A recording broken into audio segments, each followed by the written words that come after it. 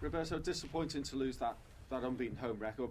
You don't get any prizes for unbeaten records at the end of the year, but it'd be nice to end the year on a high with victory against Southampton, obviously. Well, in football, you don't want to lose games. That's first and foremost. But I think what we can take a lot is from the way we faced adversity. We lost a man early on, and we had to play over 60 minutes with 10 men, and I thought the way we did that was magnificent. So I couldn't be happier with the performance. If you're going to lose a game, it's our second defeat of the season.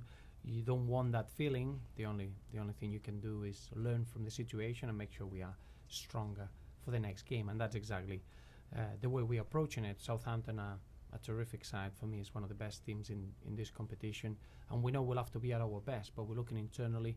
We want to get rid of the feeling that we were left in the previous home game, and that's a great opportunity to be on the pitch again. I know you got the reaction and the character that you wanted the lads to show in that second half on Boxing Day. Have you seen the same on the training pitch as well? There's been no change in the mood or anything? No. I think it's a real sense of responsibility as a team.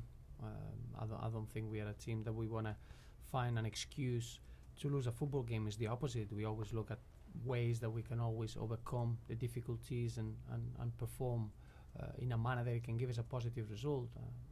What I was really happy in the second half is that we never felt sorry about ourselves. It wasn't just a question of answering with character. I think it was too long to answer with an emotional reaction. It was a well thought process. I thought we end up with a better possession, with the amount of shots on target was good enough to win any football game, never mind the second half. So in that respect, due to the performance, due to the tactical awareness of the players, due to the emotions that we developed with the crowd, that they were fantastic in understanding us and being behind us, I think you can accept a bad defeat after a performance like that. But it's not something that we're used to, and it's not something that we want to get used to it. So we need to be ready to face Southampton, that, as I mentioned, we pay them huge respect, because for me they've been one of the outstanding teams this season. It's all gone so well for you as Everton manager, with a victory at Manchester United, a great result at Arsenal. Just that one defeat before Boxing Day. Do you see this as your first real big test as Everton manager in terms of responding to an unexpected defeat? Not really. No, I think I'm so fortunate to have the group of players that we have at the club. You're gonna get things that they don't go your way. Remember, football is a game of errors, and we had an unfortunate incident during the game. Makes things really difficult. You look at the end of the game, you look at all the stats and you assess the game. We were very, very unfortunate not to get a positive result. What's important is that you get ready from one game to another, becoming a stronger side, and I truly believe that we are a stronger team now than we were before the game started. We just approaching the halfway mark of the season, and that's always a significant moment to assess where you are and make sure that we use the January window well. So I think it's a very, very important moment of the season, but we can only be encouraged, and we can only be excited with the first half of the season, that the players shown their potential, and we can't wait to carry on developing that until the end of the season. You're not a man who looks as though you feel pressure, but when there's a defeat in the Premier League, there is that extra sort of feel about it, isn't there? Do you feel that on your shoulders just ahead of this game? No. I think from the outside you do understand that results change the mood, change the perception. I think we had a lot of good respect, a good football respect during the season. You need to find that pressure internally. Sometimes winning a game is not up to the standards, and internally we don't come out shouting publicly, but we're not happy with the performance, and that's something that you have to correct and you have to change. In the same way, you can be very, very pleased in the manner that you lost the game. Not that you want to lose a game, but I couldn't be happier the way that the team performed, facing the adversity that we had, playing with 10 men over an hour. So in many ways you can get many positives in a defeat, in the same way that you can get many negatives in a victory, and that's an important balance that you have to have, and nobody will put more pressure than ourselves internally to fulfill our potential, and that will never change. We're so fortunate with the fans that we have. They the way that they applaud us after the game, recognizing the efforts and the performance of the players. That's what gives you extra points over the course of the season, and that couldn't give me more excitement looking forward to the second half of the season. Can I ask you about Joel, the goalkeeper you obviously know well from having him at Wigan? He forced his way into the Wigan first team, disposed of Ali Al-Habsi, who was your first choice. So he got a real determination to do the same here at Everton. He's got an opportunity now, hasn't he, with Tim Howard being suspended? Well, you do. You get into this moment of the season that the amount of games in a short period of time, first and foremost, but December is the month that you accumulate the fifth booking if you want. Is a real risk of getting players suspended and injuries. Obviously, November and December, they, for whatever reason, are the risk months for injuries. So you get tested as a squad.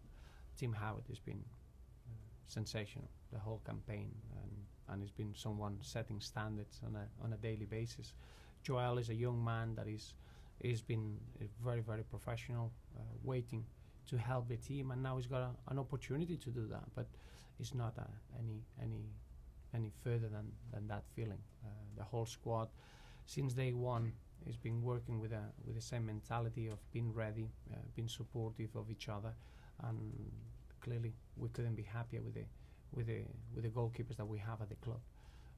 The same way we're missing Gareth Barry, another experienced footballer that is set real high standards, and we're going to miss him tomorrow, but in the same way it becomes an opportunity for someone else. And that's where you measure the success of a team over the course of 10 months competition. It's been ready, and we'll never use an excuse to not to perform. So it's an opportunity, and it's a great moment to show how well the players that they haven't been playing, they've been working behind the scenes.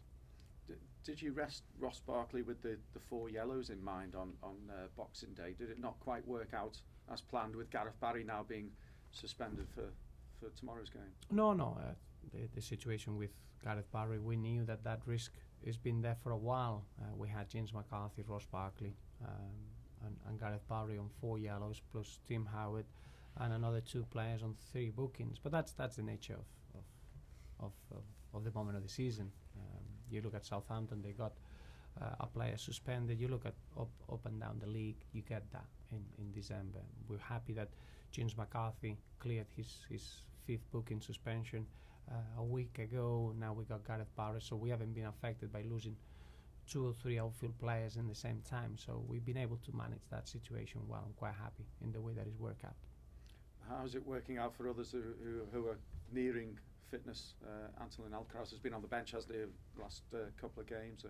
Tony Hibbert as well, working his way back. Yes, Tony has been with the group now for 3 days. So obviously, in my eyes, he's fully fit from a medical point of view. Now it's just a matter of getting him the match fitness.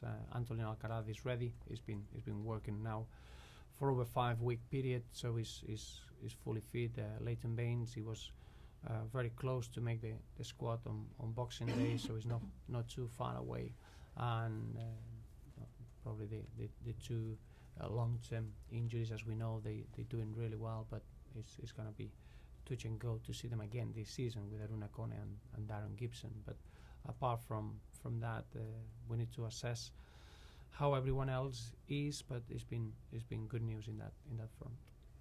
Can I ask you about the situation at Cardiff City? I know we talked about Malky Mackay before, but his services have been dispensed with now.